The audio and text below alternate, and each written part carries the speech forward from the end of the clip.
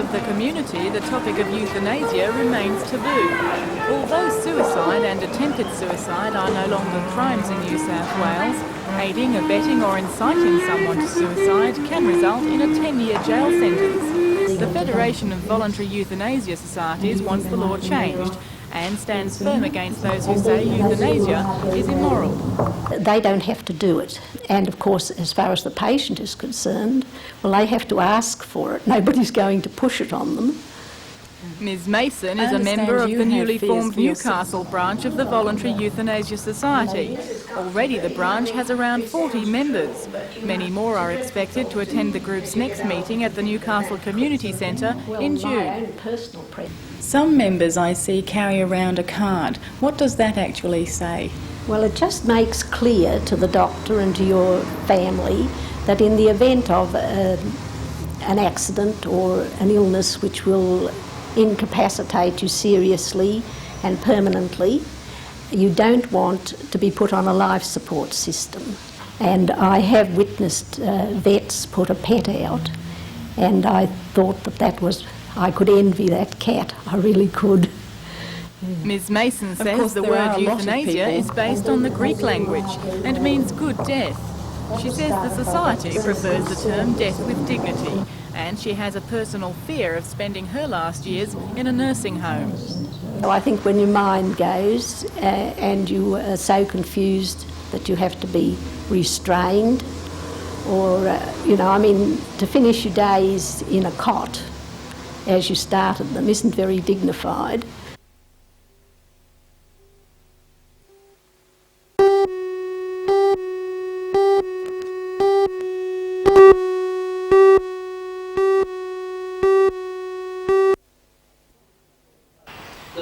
A strong gathering of supporters was at the electoral office at Nelson Bay at 9:30 this morning to hear the announcement by the Port Stephens returning officer Warwick Smith. Only half an hour before, Bob Martin resigned after 18 years as manager of the Fisheries Research Station at nearby Taylor's Beach.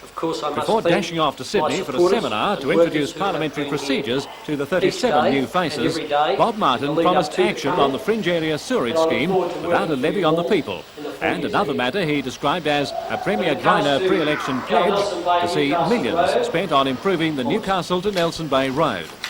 Mr Martin also mentioned the graceful acceptance of defeat by the Liberal Party's Bob Scott. His sarcasm here was directed at threatened Court of Disputed Returns action by Mr Scott over alleged irregularities leading up to and on polling day. The new member for Port Stephens concluded by thanking his wife, Margaret, and then posing for photographs with her and 14-year-old son, David.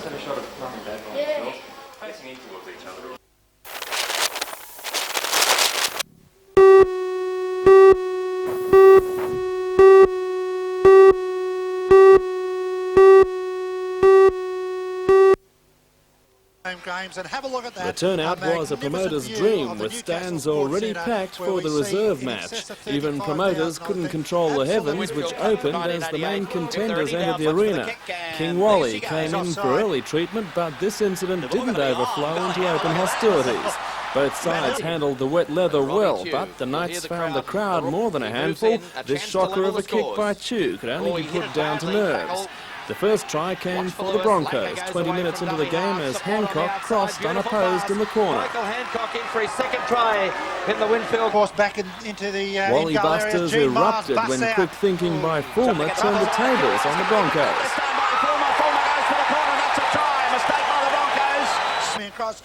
Brisbane was back in the second half with a vengeance. First Langer, he scoots across on the ball on.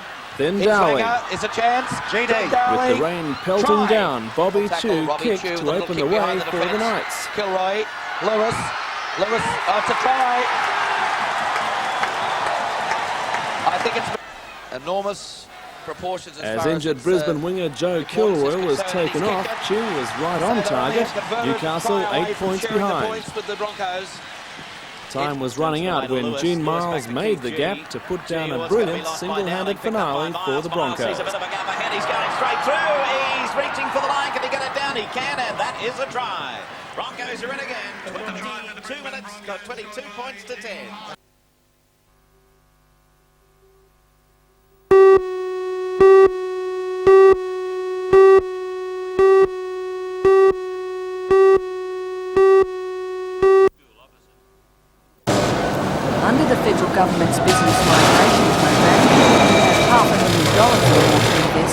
to migrate to Australia.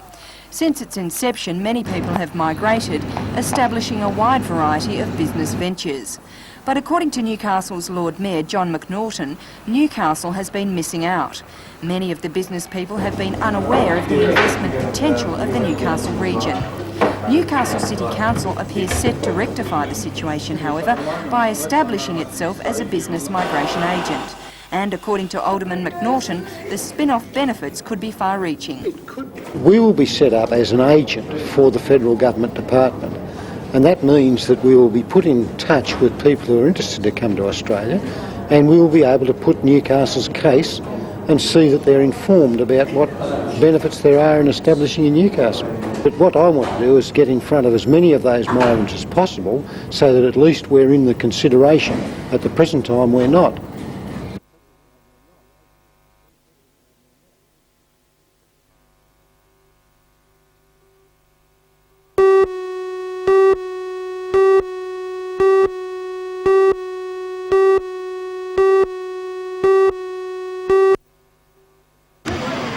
The owner of the house is wondering when his luck might change. His Newcastle Knights reserve grade centre Darren Rogers, whose team yesterday was beaten 10 points to 2. Today it was his house that went down to a crash tackle by a Magna sedan which collected a parked four-wheel drive before burying itself in a front bedroom. The driver of the car and her two small children, one a 5-month-old baby, escaped serious injury. Darren's brother Grant, who was in the house at the time, said he thought a bomb had gone off. Going off, mate. We're in the kitchen, we're leaving to go down the tab, and it just, like a bomb going off, really. And we just bolted and we came out the front and saw the car in the house. Had the accident happened 10 minutes later, the consequences could have been more serious, because the street would have been full of children leaving the school office.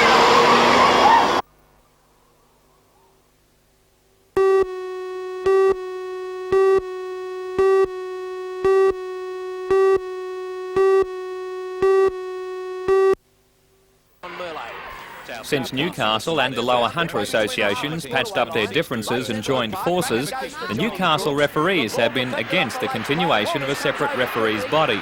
Newcastle Referees Association Secretary Bill Campbell says only one association is necessary to cover both areas. He also accuses the Hunter Group of using unqualified people to control matches and not being affiliated with the New South Wales Referees Association.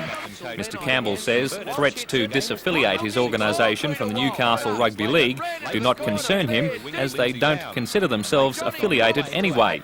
He has also scoffed at the possibility of another referees association being formed. Meanwhile, Newcastle Rugby League chairman Max Fox says he believes the dispute goes back to when the Lower Hunter split from Newcastle, taking with it about 25 referees to form the new group. How much of this dispute do you think stems back 2.5 years?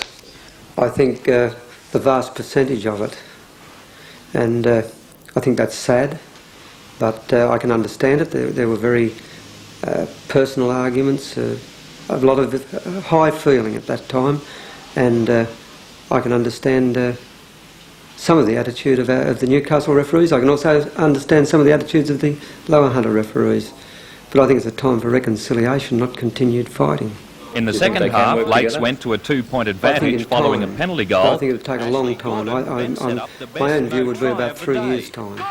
Late this afternoon, the Newcastle Referees Association was seeking legal advice as to whether they will go ahead with not refereeing weekend matches in all games while the dispute continues. He's out. That's a touch, Judge.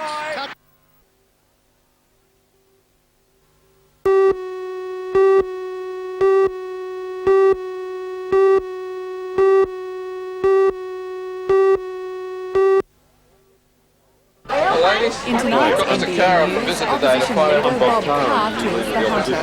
Mr Carr admits the Labor Party has lost touch with voters. He says he's here to set the slow rebuilding process in motion. For all the news, join us tonight at 6.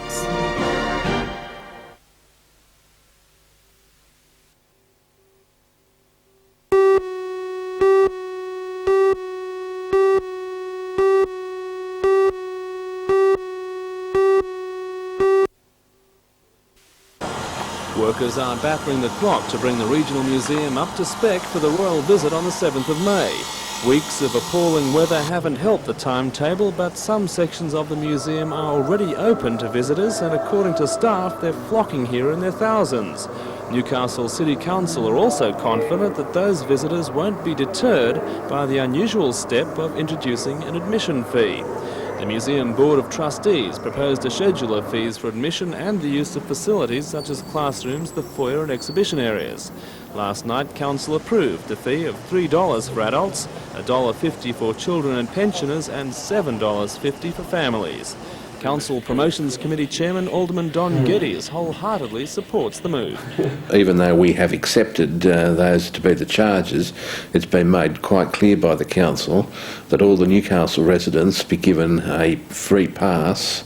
That's each household will be given a free pass each year to enable them to see the museum. Most museums, in fact, don't feel the need to charge an admission rate. Well, I think if the museums are going to be successful, and more particularly mount changeable displays, there's got to be some income generated from it. Because I don't think the residents and ratepayers of Newcastle should be in fact paying out of their own pockets to support a facility that in fact is going to benefit people from other areas.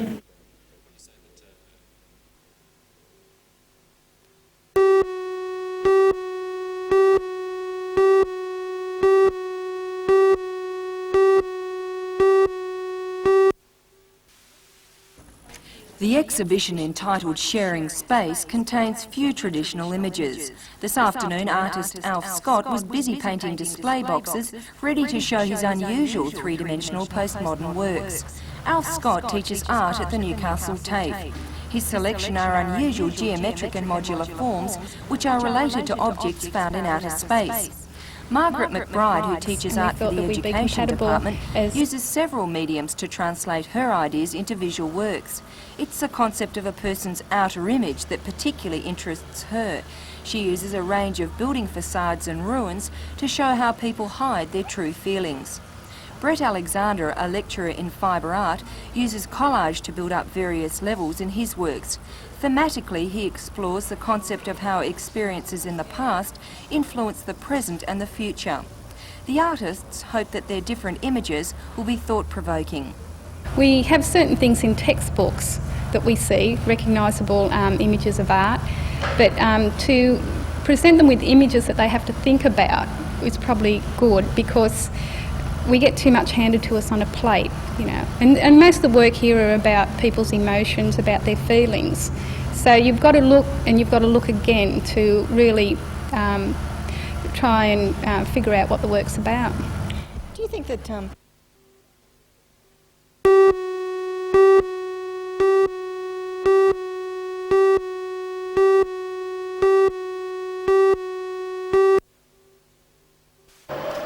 Police and ambulances were called to the Hubbard Street shop shortly after 3 o'clock. They found a 45-year-old woman lying on the floor of the store with at least one bullet wound to the head. A man believed to be the woman's husband was also taken from the scene with a bullet wound below the chin. Witnesses included a woman's shop assistant, 2 women believed to be the victim's daughters, and a number of teenage apprentices from a nearby Tyers Hill Technical College. The woman victim apparently jointly owned the store with her husband and was well known to the apprentices.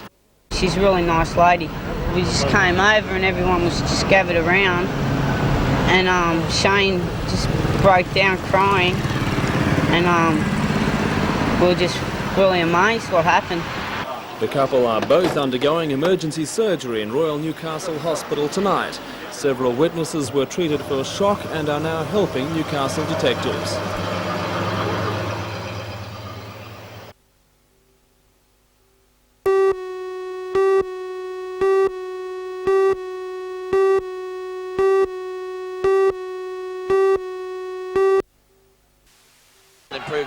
It's been a tough week for the Knights. Last Sunday they lost to the Brisbane Broncos, and on Wednesday night beat Manly in the Panasonic Cup. They take on a revitalised North Sydney, which will be looking for 3 wins in a row. However, the Knights are more than a good chance to topple them, despite having to back up after the Manly win. Now, they have had a hard game. It's just a matter of now of getting the body rested, getting the mind rested, and prepare them for the game against North, which has come off the last 2 wins. He's a very big pack, he's a very strong pack, and there's a very quick backline, and it is at North Sydney. But you can beat them? Well, we're going to definitely try to beat them. I think we can beat them, yeah, but as I said, we've just got to have a check tonight and just see what shape we are in. The Newcastle Falcons are also desperate for a win to keep their playoff hopes alive. They have 5 wins from 10 games, while Illawarra has only 3 wins from 9. The Falcons' defence has let them down lately, but they hope to have that problem sorted out by Saturday night. They're a team which we probably match up against very well. And I think it's important because they tend to play a more methodical type of game. It's important to play really, really good defence. It'll probably be a game similar to the Canberra game we played here, where we've got to be really, really intense to play good team defence. And if we do, you know, offensively they can't stay with us. Okay, then. Lovely.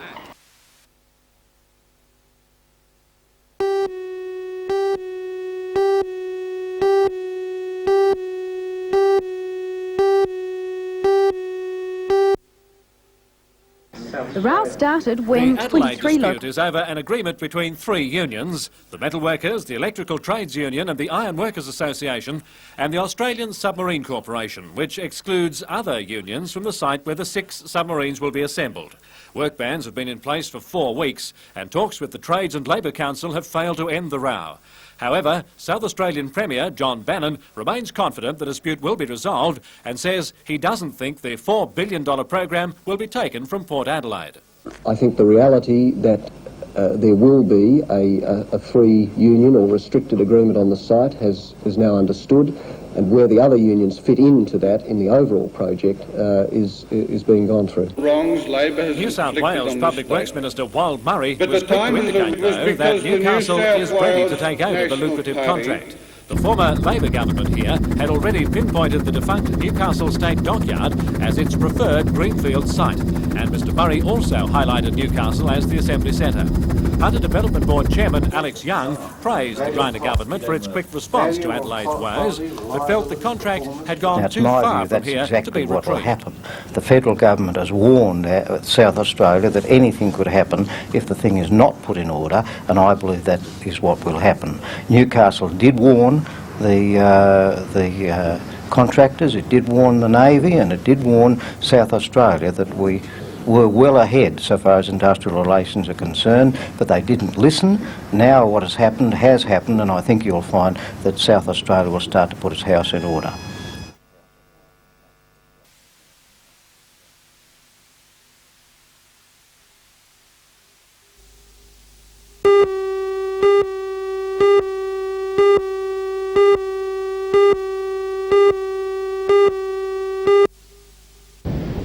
Seventeen-year-old Henderson was a member of the 40-strong Australian junior team which made the tour earlier this month. He qualified for selection after winning the Australian under-18 100-metre title at the National Championships. The Francis Xavier student was by far Australia's top athlete of the tour. During the team's 2 top-class meets, Paul ran personal best times of 10.6 in the 100 and 21.4 in the 200. In the process, he beat many of the United States top juniors, most of them older. The times were also quick enough to qualify him for the World Junior Championships. His performances raised plenty of eyebrows, with San Antonio College offering him a scholarship for when he finishes school. Paul is now considering the offer while he continues his high school studies. His coach, Max Debnam, says Paul's excellent form follows plenty of hard work and deserved his success in California. He's got stronger this year. He's been doing some general weight conditioning work, and that added strength, coupled with his good reflexes, has just improved him out of sight this year. He's had a tremendous last 6-8 months. As for Paul, he knows where he wants his future to lead. He wants to beat the world's best and run at the 1990 Commonwealth Games. You got any idols in the running world? Yeah, Ben Johnson and Carl Lewis, they're mine. I'm going to watch out, mate. I'm going to get them. You reckon you can beat him in a few years? Yeah, I hope I can. Who knows?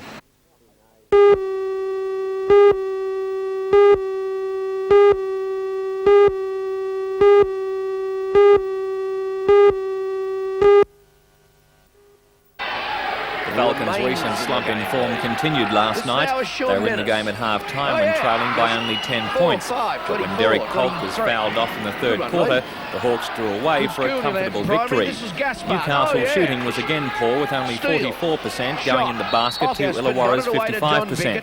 Top scorer in the game was point-scoring machine Mike Johnson with 37. He was taken out of the game in the final quarter with a back injury. Johnson was treated immediately for the problem, and hopefully the Australian rep will recover quickly. One of the best for the Hawks was former Falcon Jim Bateman, who says Illawarra played a great team game against Newcastle. If you have 5 or 6 players that are scoring around 20 points, you're going to win most games. You look at the Brisbanes, they always have 5 or 6 players in double figures. You know, and the teams that really do well all seem to have an even amount of scoring. The Falcons, along with the rest of the NBL teams, now have a 2-week break. Next match for the locals will be against Westside Melbourne in Newcastle on the 30th.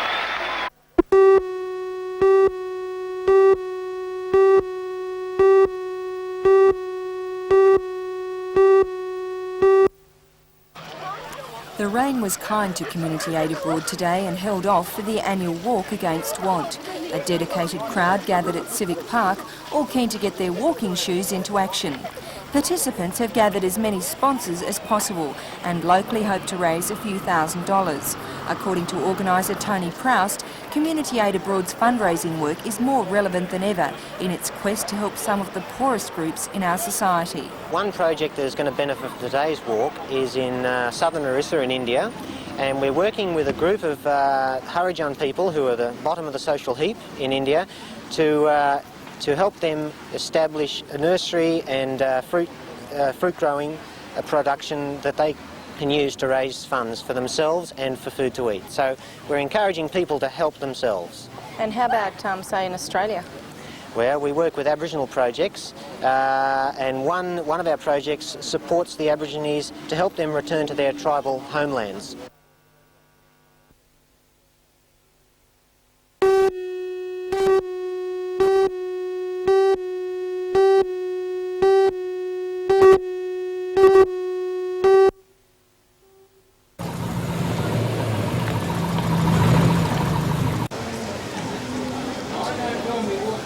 Right, now would you like to go over and pour that around the front of the thing, all right? Here today with us. You know, today marks a very historic occasion. Now I declare the Mall Construction Day open.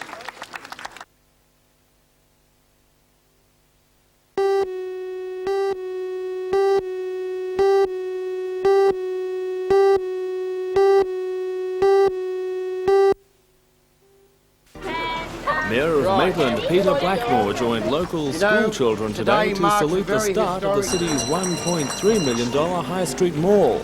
The mayor and his costumed companions opened a bottle of bubbly to christen the 6-month project, which will close the historic street to traffic forever. For all the news, join us tonight at 6.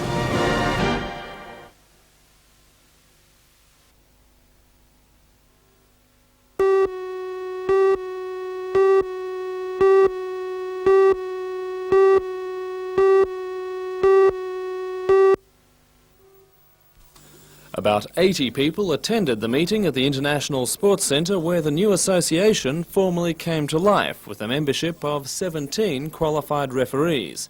That's just enough to ensure that all senior and junior Newcastle matches scheduled for the weekend can go ahead. Newcastle Rugby League chairman Max Fox says the old Newcastle Rugby League Referees Association disaffiliated itself from the Newcastle Rugby League, but that didn't mean individual members would be excluded from the new association. There are no disaffiliated individuals. The resolution of the Newcastle referees was that that association withdrew its affiliation, withdrew its services last Friday, and the Newcastle Rugby League took the attitude and passed the resolution that any organisation has the right to withdraw its services. But if they want to withdraw their services from rugby league, they can't stay affiliated with the head body.